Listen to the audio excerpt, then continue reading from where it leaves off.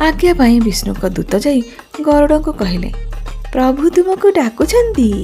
गरुड़ कहले, हे दूत, तुमे एबे फेरी जाई प्रभु को कुह, मु एबे जाई परिबि नाही, से अन्य भृत्य को नियुक्त करंतु। दूत फेरी जाई भगवान विष्णु को समस्त विषय बुझाई कहले। विष्णु सबु शुणी निजे आसी गरुड़ निकट में पहुँचिले।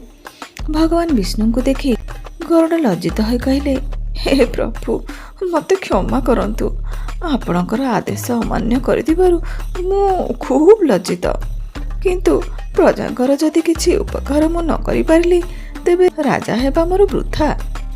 यह कही गरुड़ भगवान विष्णु को तितिर पक्षी दंपतिकर 2 अंडा समुद्र नहीं जाइतिबा विषय कहले।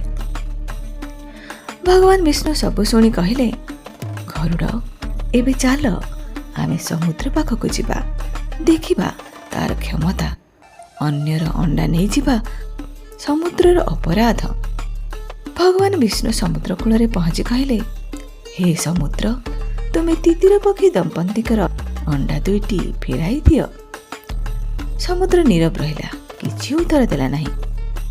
भगवान विष्णु भीषण रागिगले। विष्णु को राग देखि समुद्र भीषण डरीगला। भୟରେ समुद्र तितिर पक्षी दंपतिकर 2टी अंडा फेराई देला। तितिर पक्षी दंपति सेमानकर अंडा 2टी फेरी पाई बहुत खुशी हेले।